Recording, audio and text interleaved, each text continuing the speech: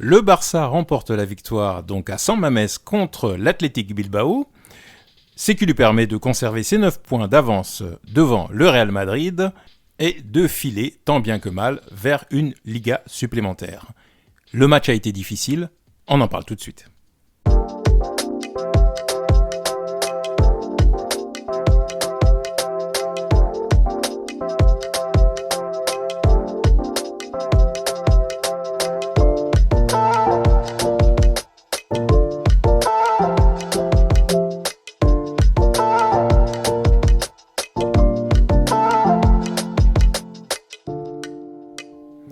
Bonjour à tous, bienvenue sur Barça Today. Aujourd'hui, nous allons faire le débrief de Athletic Bilbao FC Barcelone, 25e journée du championnat de Liga. Le Barça sort donc d'une série de victoires en fait en Liga finalement, puisque il y a une victoire contre Valence auparavant, qui lui a permis de conserver toujours 9 points d'avance face au Real Madrid.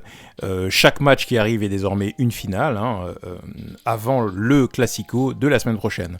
Et arriver donc avec un matelas de points comme celui-là permettrait, normalement, si tout va bien, au Barça d'attaquer ce match de Liga de la semaine prochaine avec beaucoup plus de sérénité.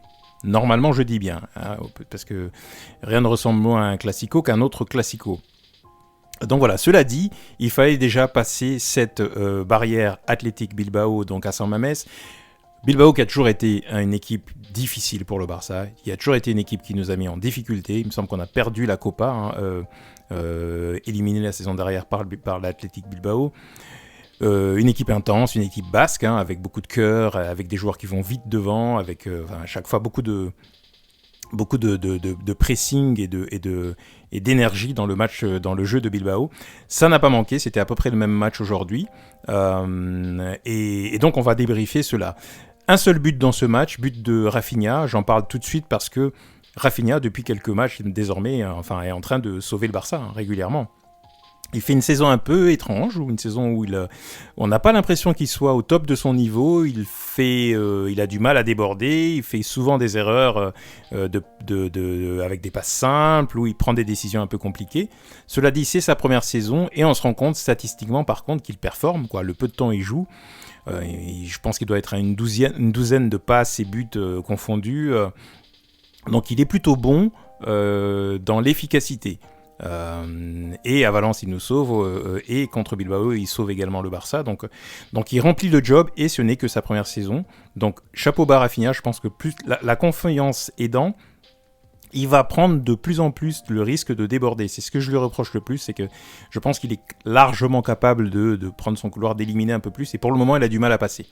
Mais chapeau Rafinha, encore grâce à lui, ce match est sauvé, et Ter Stegen aussi évidemment, qui va être le deuxième protagoniste, mais on va en parler quand on va parler de l'effectif du Barça. Concernant les statistiques, malgré le pressing de Bilbao dès le début du match, où ils ont été à fond, ils ont mis de l'intensité, ils ont quand même plus souvent joué dans le camp du Barça, il faut bien le dire. Malgré cela, le Barça a maintenu la possession. C'est pas rien la possession, ça veut dire que là on voit que c'est 63-2 contre 36-8 sur tout le match. Je crois qu'à la mi-temps c'était à peu près la même chose, peut-être un peu plus pour le Barça. Eh bien c'est pas négligeable, ça veut tout simplement dire que pendant 63 ou 64% du match, Bilbao a couru derrière le ballon. Donc ils n'ont pas été capables de maîtriser le jeu, dominer par la balle, et donc du coup ils se sont donc fatigués beaucoup plus vite, et on l'a vu d'ailleurs, parce qu'à partir de la 30e, 35e minute, les joueurs de Bilbao mettaient moins d'intensité. Ce qui a permis notamment du coup d'amener un peu plus de maîtrise du Barça, et la situation de but de Rafinha en fin de première mi-temps. Concernant les tirs cadrés, Bilbao a beaucoup tiré, notamment en fin de match, on le voit. Nombre de passes finalement du Barça, comme d'habitude supérieur. Carton jaune.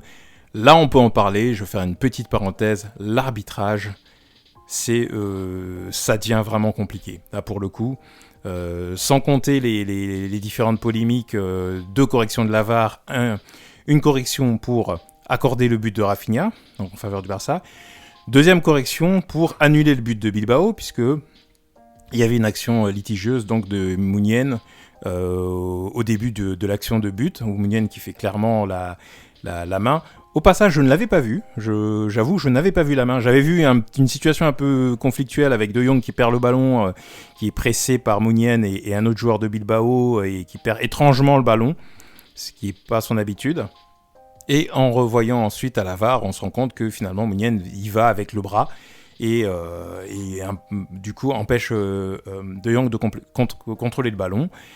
Et action de but, donc il lance ensuite Iñaki Williams qui va mettre le but à Ter Stegen. Donc voilà, donc les deux actions sont parfaitement compréhensibles du point de vue de la VAR, de par la VAR, c'est bien, c'est pour cela. Ce match se serait terminé avec une défaite du Barça et un but de Bilbao si la VAR n'avait pas été là, et donc c'est très bien, donc ce n'est que justice, ça sert à ça la VAR. Entre-temps, mais vraiment un arbitrage extrêmement compliqué pour le Barça, avec beaucoup de coups, de fautes de Bilbao. Il devrait y avoir au moins je ne sais pas, peut-être 5 ou 6 jaunes pour les joueurs de Bilbao. C'est incompréhensible. Moi, je reste... Je continue à me demander comment on fait pour réussir à être en tête de cette Liga. Et quand on pense que les gens prétendent le contraire, que l'arbitrage est favorable au Barça, bon, on peut en discuter.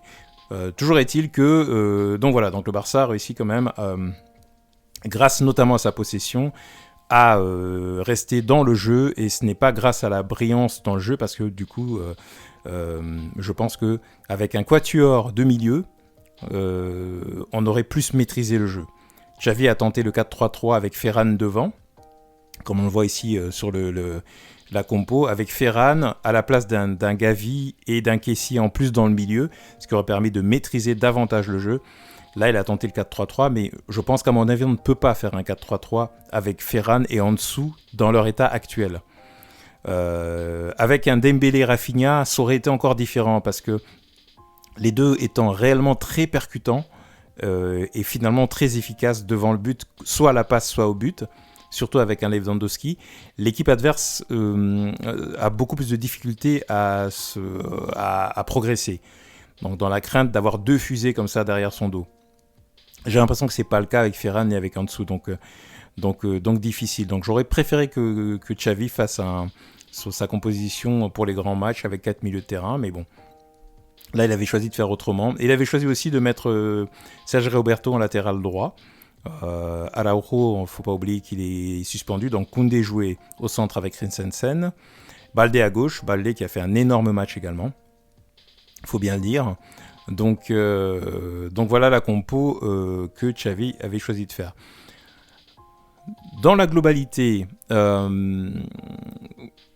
il faut savoir que c'était un match compliqué de toute façon, quel que soit le Barça, que ce soit le Barça de Guardiola ou de Luis Enrique, jouer à Bilbao, à San Mamés, ça a toujours été compliqué. On a perdu un nombre de matchs, même avec des grosses équipes, important. C'est une équipe intense, avec un vrai schéma de jeu, avec une identité, avec des joueurs hyper dangereux comme les frères Williams, avec Iker Muniain qui est entré justement en cours de match. Il est rentré, je pense, en milieu de seconde période, qui a révolutionné le match. Je ne sais pas trop pourquoi Valverde ne le fait pas jouer tout le temps, parce que pour moi c'est vraiment le petit génie de Bilbao. Heureusement qu'il n'a pas démarré la partie, parce que je ne suis pas sûr que le résultat aurait été identique. Il éclaire les jeux, il trouve les passes, il ne perd jamais aucun ballon, il est dangereux devant, enfin bref. C'est un joueur qui a beaucoup de qualité, Muniain. Mais là en l'occurrence, le Barça a réussi malgré tout, avec notamment sa défense de fer, à se maintenir dans le match et à remporter la victoire. Actuellement, le Barça gagne clairement grâce à son état d'esprit, grâce à sa défense. Et la défense, je ne parle pas que des 4 derrière, je parle de toute l'équipe. L'équipe est très solidaire, les gens font beaucoup d'efforts les uns pour les autres, ils jouent en bloc. Quand on voit les 10 dernières minutes de maintenant tous les matchs, quasiment, où l'équipe d'en face vient nous presser parce qu'il n'y a qu'un but d'écart, fait des actions de but, tout le monde défend, de Gavi à Alonso, en passant par Rafinha, Lewandowski lui-même, enfin bref. On est vraiment, je pense que cette équipe va se souder. Si le Barça remporte le championnat cette saison, je pense que l'état d'esprit la saison prochaine va être extraordinaire dans ce vestiaire. Parce que la solidarité qu'il montre là, sur le terrain, hormis quelques individus qui sont pas dans cet état d'esprit, et je vais pointer le doigt sur un Ansu Fati, par exemple. Ansu Fati, quand il rentre, quand on le voit jouer, on sent qu'il n'est pas dans le mindset. Il a des doutes, il n'est pas convaincu, on sent qu'il a des problématiques à régler, et c'est pour cela qu'il est moins efficace, mais ça viendra. Moi, je continue à lui faire confiance. Ferran Torres, de temps en temps, ça va, de temps en temps, ça ne va pas. Mais pour tout le reste de l'effectif, que ce soit les plus récents comme les plus anciens, on sent qu'il y a vraiment quelque chose qui s'est créé, que Xavi a mis en place. Et il n'y a pas de secret, c'est pas un hasard si cette équipe n'encaisse rien. 8 buts en 25 journées, c'est rien du tout. C'est vraiment très très peu. Et même si les scores sont étroits, avec un but d'écart, le Barça tient à chaque fois ses cages vierges et réussit à emporter la victoire. La problématique que nous avons, c'est que le jeu n'est pas brillant, certes, et surtout, on ne réussit pas à mettre ce fameux deuxième ou troisième but qui permettrait de respirer et de commencer à jouer à un football avec plus de confiance. Il y a beaucoup de tension. Pourquoi ? Parce qu'il y a beaucoup de mauvaises décisions dans le dernier tiers du terrain. Soit de Rafinha, soit de Lewandowski lui-même, qui a une très très belle passe de De Jong qui pourrait mettre le 2-0, mais qui n'arrive pas à le mettre, parce qu'il y a un contrôle un peu trop long. Il y a beaucoup d'actions où on prend des mauvaises décisions dans le dernier tiers, et c'est là où on sent que quelqu'un comme Pedri manque. Pedri donne de la sérénité, il joue le tempo, il a une qualité de passe qui est extraordinaire, et même un Dembélé qui a une qualité de passe qui est meilleure que celle de Rafinha, et surtout qui attire 2-3 joueurs sur lui dès qu'il commence à faire ses dribbles, et qui permet de libérer un Lewandowski qui a plus de temps pour attaquer la surface de réparation et être à la réception pour mettre un but. Donc voilà, on n'a pas tout l'effectif, c'est plus compliqué, on le sait, il y a encore beaucoup de choses à faire. L'objectif, je pense, pour cette fin de saison, c'est de maintenir la distance avec le Real et de réussir à remporter ce championnat. Le brio, le tiki-taka, ça viendra après. La situation dans laquelle le Barça est aujourd'hui est extraordinaire. On n'aurait pas imaginé qu'on puisse être cette saison déjà en passe d'aller chercher le titre avec 9 points d'avance sur le Real. Même si on perd le Classico, on sera à 6 points. C'est qu'il laisse de la marge pour faire encore 1 ou 2 nuls ou une défaite et un nul supplémentaire. Donc, on va attaquer ce Classico avec beaucoup plus de sérénité. Cela dit, en face, il y avait un gros morceau, encore un, après Valence, et donc le Barça a réussi à passer ce test, et c'est une bonne chose. Maintenant, il y a une semaine de libre, encore une fois, pour pouvoir attaquer le prochain match, peut-être avec des organismes un peu plus reposés. Donc voilà, donc Barça 1, Athletic Bilbao 0, 3 points de plus, franchement soulagé. Dites-moi ce que vous en pensez, quelle est votre analyse aussi du match, vos remarques, le 11 de Xavi, le jeu du Barça actuellement, est-ce que c'est plus important le résultat pour permettre à cette équipe d'être l'année prochaine, d'arriver en champion et de pouvoir être plus sereine dans les matchs, ou est-ce que vous vous dites, bah non, moi, le style de jeu ou rien, tant pis si on perd, on peut continuer à perdre et bien jouer pendant quelques saisons encore, il n'y a pas de souci. N'hésitez pas à liker la vidéo, à commenter, même juste pour dire que vous êtes présent et que la chaîne vous plaît, un petit like, un petit pouce, un petit mot pour dire salut Barça Today, c'est bien ou c'est pas bien, hein, ou il y a des choses à améliorer. Donc n'hésitez pas à commenter et moi je vous dis à très bientôt sur Barça Today.